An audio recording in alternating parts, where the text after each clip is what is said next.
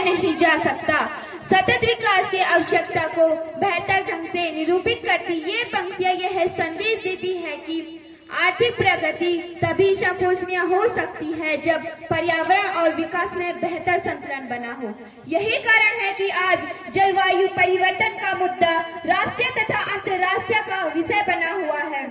नमस्कार, मैं साम्या रावत, कक्षा 8 की छात्रा, राजकीय उच्चतर माध्यमिक विद्यालय बमड़ गांव से जिला स्तरीय RAA के अंतर्गत मार्गदर्शक शिक्षक श्री नवीन सिंह अस्वाल सर, सहायक अध्यापक के निर्देशन में हमारे द्वारा विज्ञान ड्रामा प्रस्तुत किया जा रहा है, जिसका शीर्षक है जलवायु परिवर्तन और इसका प्रभाव। तो दोस्तों, चलते हैं प्रथम दृश्य की ओर।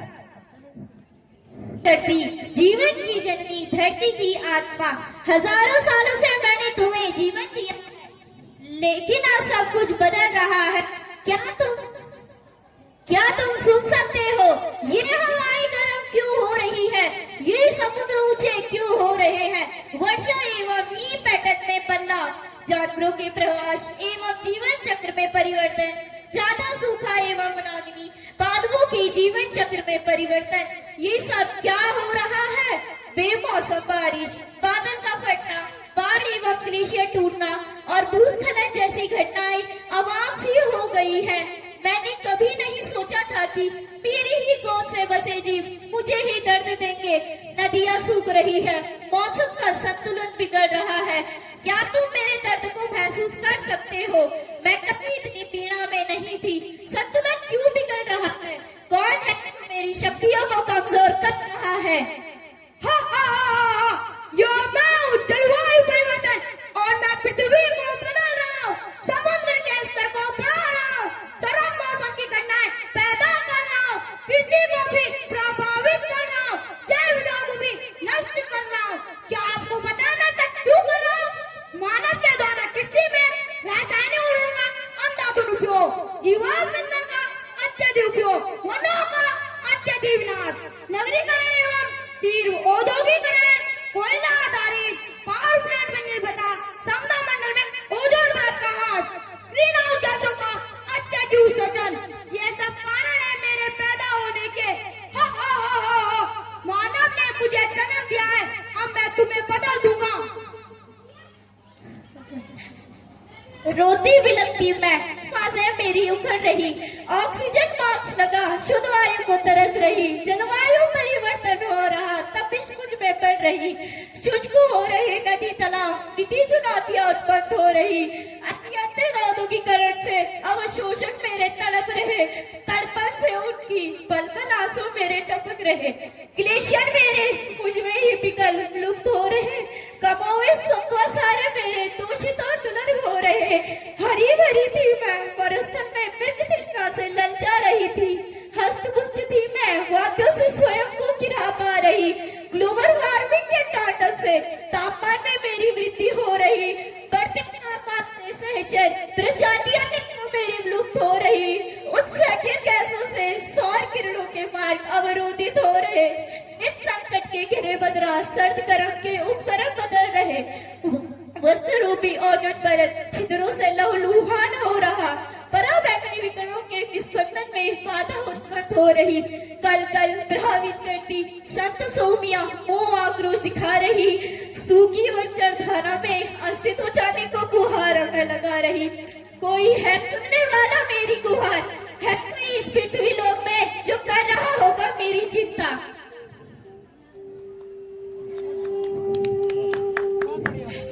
आपने देखा किस प्रकार प्रकृति अपने आप को बचाने के लिए गुहार लगा रही है। तो दोस्तों, अब हम चलते हैं दूसरे दृश्य की ओर। अरे भाग्यवान, ये समय भी क्या समय आ गया। इस मौसम का क्या हाल हो गया।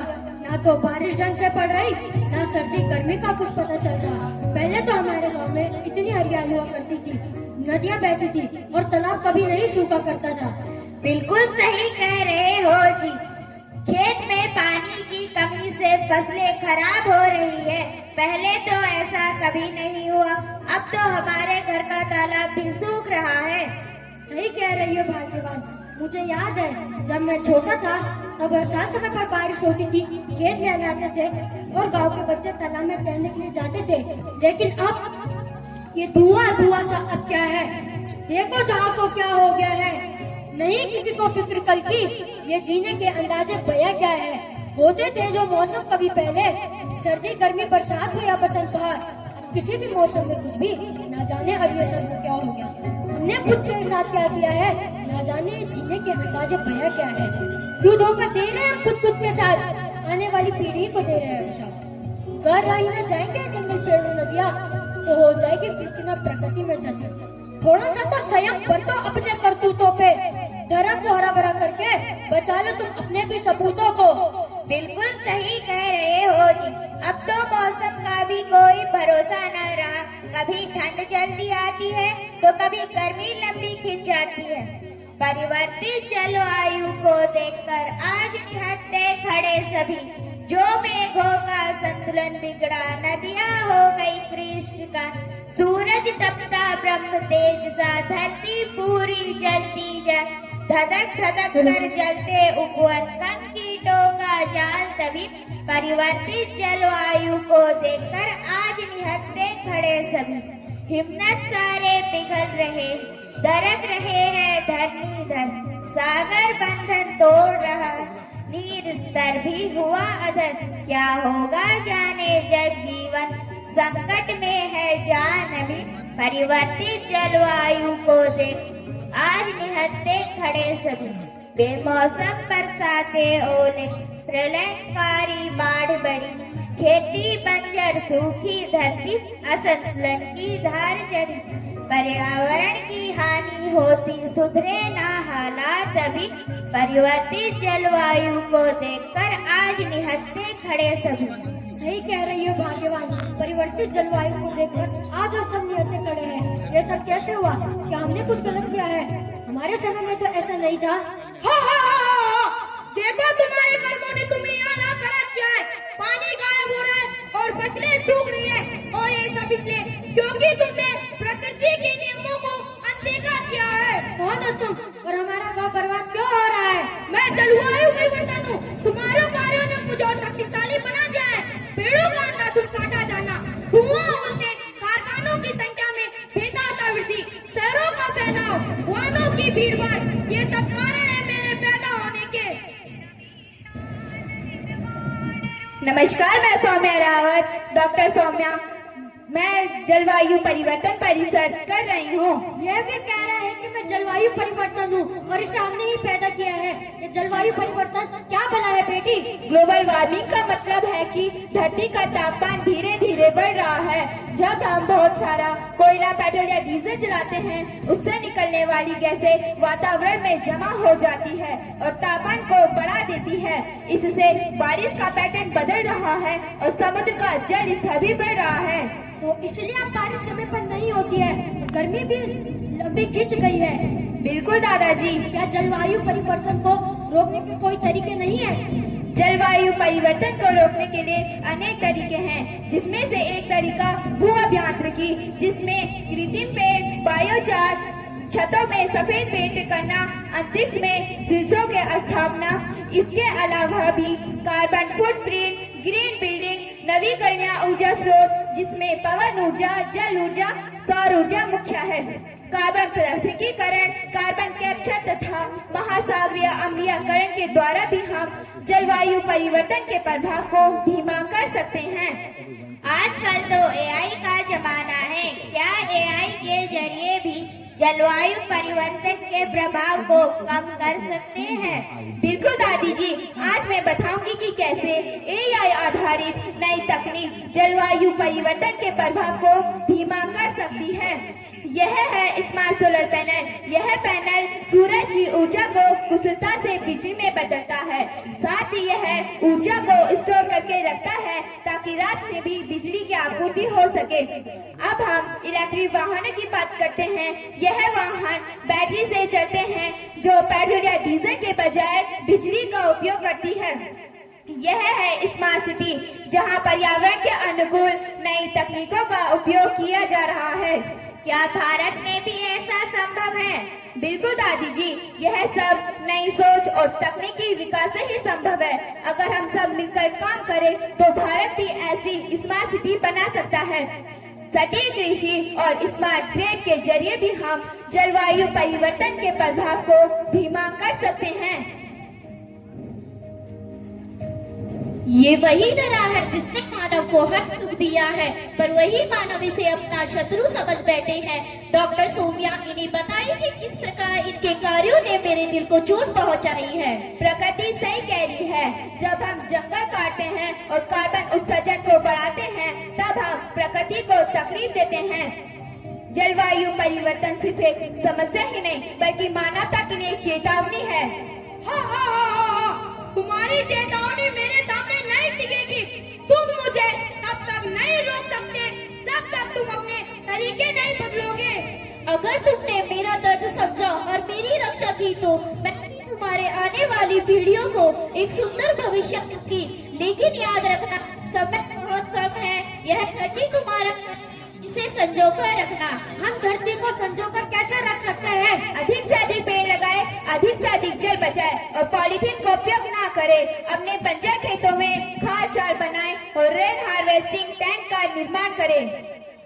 ग्लोबल वार्मिंग से एक और गंभीर समस्या उत्पन्न हो रही है, जल संकट। अगर जल संकट की ऐसी ही हालत रही तो वो दिन दूर नहीं जब हर मनुष्य पानी के लिए तड़पेगा। पूरी दुनिया में मौजूद पीने लायक सिर्फ भारत में 4% ही मौजूद है। डे जीरो की कगार पर है यह 21 शहर, शिमला, मेरठ, दिल्ली, फरीदाबाद, कानपुर, चेन्नई। वाटर एटीएम, अब ऐसी नौबत आने से पहले चेत जाइए, पानी बचाइए, नदी बचाइए। तुम्हारी कोशिशें मेरे जख्मों को भर रही है। अगर तुम इसी तरह जागरूक और समर्पित रहे तो धरती फिर से स्वस्थ हो सकेगी। तुम्हारी तकनीकें और जागरूकता दोनों ही सही इस्तेमाल भारत को नया जीवन दे रही है। याद रखना, तुम नहीं सुने तो मैं वापस आऊंगा। ये तुम्हारे कर्म है जो मुझे बनाते हैं। तो आओ अपने गांव और अपनी धरती की रक्षा करें ताकि हमारा पर्यावरण सुरक्षित रहे। और अंत में हम यह कहना चाहते हैं,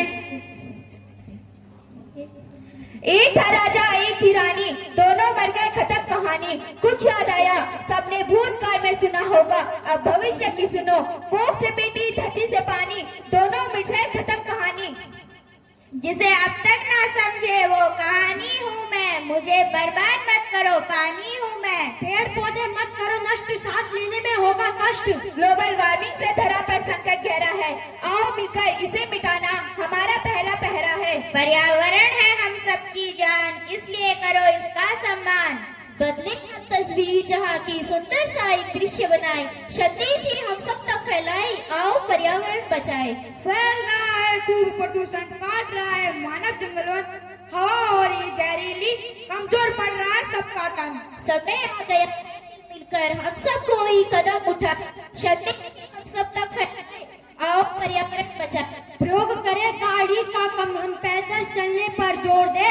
थैले रखे हम कपड़े के, प्लास्टिक को रखना छोड़ दे। अहंकार को छोड़कर बातें ये हम अब सबको समझाए, संदेश ये हम सब तक फैलाए, आओ पर्यावरण बचाए। हमारा ग्रह हमसे उम्मीद कर रहा है, हर छोटा कदम, हर छोटा प्रयास हमारे भविष्य को सुरक्षित कर सकता है। आज की नई सोच और तकनीक कल की दुनिया को बदलने में सक्षम है। ग्लोबल वार्मिंग और जलवायु परिवर्तन को रोकने के लिए हमें तुरंत कदम उठाने होंगे। तो आज से ही शुरुआत करें, क्योंकि परिवर्तन आपके हाथों में है। नई तकनीक हमें समाधान देती है, लेकिन असली बदलाव हमारी सोच में होगा। धन्यवाद। नमस्कार, मैं